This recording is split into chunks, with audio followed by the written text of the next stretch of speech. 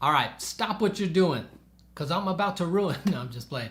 Listen, many couples think that this idea of a happy, fulfilling marriage is some way out there, unattainable reality for a select few of people, but they're never going to be lucky enough to have the marriage they really desire. The reality is, too many couples overcomplicate things by focusing on the unchangeable, unresolvable issues and putting all their energy into that while neglecting at the same time the intentional, consistent little things that end up making a big difference in marriage, and they overcomplicate something that's actually quite simple. So what I'm going to do is simplify it all in this video. I'm going to give you 7 tips that anyone, even you, can do to build a stronger marriage today. Before we jump in, if you've not downloaded your free guide to intimacy, hit a link in the description area below. If you don't have a place where you intentionally work on your marriage, it's not going to get better.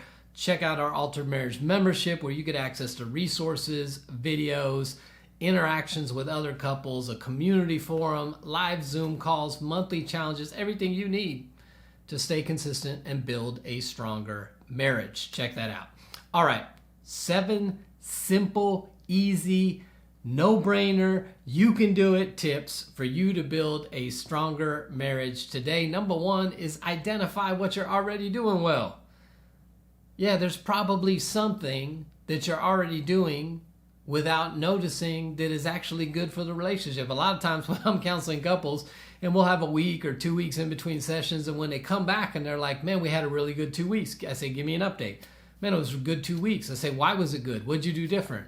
I don't know. I just felt like it was pretty good. Don't you feel like it was pretty good? And I'm like, listen, if you don't know what you did that made it good, you can't repeat it. So at some point, you've got to stop and go, what are we doing well? What habits have kind of become unconscious or part of our rhythm that we're doing well? You need to identify what those are, because if you don't identify them, then when they stop happening, you're not really going to notice. You're just going to notice, man, it's not as good as it used to be. So here's what I would tell you to do. I would say right now, pause the video and write down everything you can think of that you're doing well. Maybe it's date nights, maybe it's intentional time together, maybe you take some walks together, maybe you play games, maybe you talk at the end of the night, you have a nighttime routine where you're together, a morning routine. But just pause this video, write down anything you can think of that you're doing well, because we want to repeat those things so they can keep going better. Number 2 is pick one habit. Pick one habit to work on. For a lot of couples, if your marriage is like my marriage, there are a lot of things you could be working on right now. Probably a long list that I could be working on right now, but guess what? Rome was not built in a day, and neither will your marriage. So what you need to do is pick one thing. Some couples focus on too many things, and you're not going to knock out too many things, and you're going to get frustrated because, like, we got to fix these 10 things, and we're trying to fix them all, and none of them are getting fixed, or we're trying to improve them all, and nothing's improving, and pretty soon I'm just going to give up because there's too much. Yeah, it's too much. Pick 1, maybe 2 habits that you want to work on as a couple and focus on those for a while. Get those down, make them regular habits, and then move on to something else. We're playing the long game here, so we got plenty of time for you to move into it. So what you can do is sit down as a couple and come up with 1 or 2 habits that you want to begin working on the relationship. So you're either doing something additive that is helping grow the relationship, or you're doing something subtractive that we're removing something that is hindering our connection and our growth.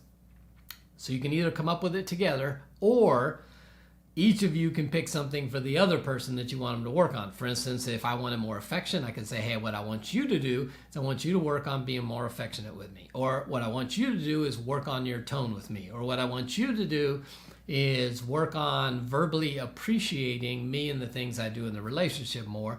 And you each give the other person one thing to work on.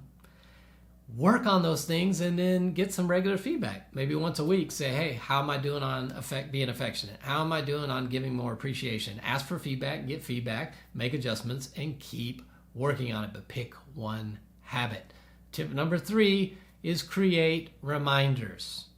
Yes, we can all have fantastic plans and we can all set off. You know what? It's easy to start things. I'm the master starter. The finishing is a little more difficult for me. I can start a bunch of things, but it doesn't do any good if I don't finish those things. So you may start off well, And then you slowly fade back into the old routine and the old habits. So if you want to stay consistent, you've got to keep things front and center that you're working on. And the way you do that is creating reminders. I don't care how you create it. Take sticky notes. There's seasons in my life where I take a little sticky note. I write something either I'm working on, maybe it's a quote that is helpful to me, maybe it's a Bible verse that I want to memorize. I'll stick that on my bathroom mirror. That way I know I'm going to see it twice a day when I brush my teeth in the morning, and at night at least twice a day I'm going to see this thing as a reminder. Maybe you use your phone as a reminder. Set reminders. Maybe you take your calendar. You put things in your calendar and set alerts. Maybe you download some kind of app that is a task app that has reminders within it. Whatever you need to do to create a reminder, because if you're going to work on something new and create a habit, it's going to take some time, it's going to take some effort, and you're going to need reminders to do it. Number 4 is get connected to community. Reminders are great.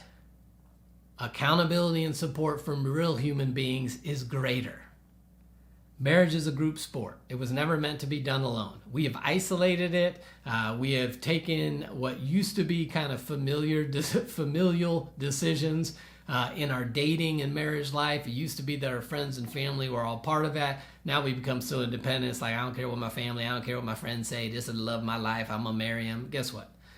That's why we end up in trouble a lot of times, because we're not leaning on our community. I believe every couple, if you listen to any of my videos anywhere, you probably heard me say that the number one key to success for couples is community. We all need authentic community that we can walk in together in those moments when we need support and encouragement that our spouse isn't giving us, in those moments of deep pain in our marriages. We will need the outside accountability to do the right things even when we don't feel like doing them. That's why we have an altered membership community. We want to create an environment where couples can get surrounded with other couples who value marriage, who want to pour into their marriage, who want to strengthen each other's marriage, who want to encourage each other when we feel like giving up. So if you do not have community, you are going to struggle in your marriage. I implore you to check out our Altered Marriage Membership Community. God, it's such a low monthly cost to prioritize and work on your marriage. So check that out. You'll see links below. But you've got to have community if you want to improve your relationship. Tip number 5 is be gracious to one another. Listen, we're playing the long game, which means we're not always going to get it right, which means we're going to stumble, which means we're going to fall short, which means we're going to get it wrong. And when we do, we can't criticize and attack each other, because when that happens, we're going to stop trying. So what we need to do is we need to be gracious to each other. As we're building a strong marriage, extend grace. Listen, we got plenty of time. If it's till death do us part, we got until we die. We got plenty of time to work on stuff. So as you pick one habit and you work on it, if they don't get it right, be gracious with them. Remind them, talk again about it, but be gracious to one another. Allow each other to stumble and fail at times. Extend the same grace that you would want extended to you. That's what part of forgiveness is all about, so that you can continue growing in your relationship. Number 6 is celebrate your wins. Yeah, some of you are so goal-oriented, you never take time to celebrate when you actually do win. There's a saying that what gets celebrated gets repeated. So if you celebrate some things your spouse is doing, they're probably going to want to do it again because they like being celebrated. We need to take time when things are going well, when our spouse does something that we appreciate, we need to stop and we need to verbally appreciate what they've done in a moment. Listen, we need to take time to celebrate. Stop, celebrate, high five, standing ovation, whatever you need to do when things go well. When you have a good week, celebrate it. When you have a good date night, celebrate it. When your spouse is clearly putting in intentional effort to do the things that you've asked or desire that they do, stop and celebrate it. It's okay. Remember, we want to measure the growth, not the gap.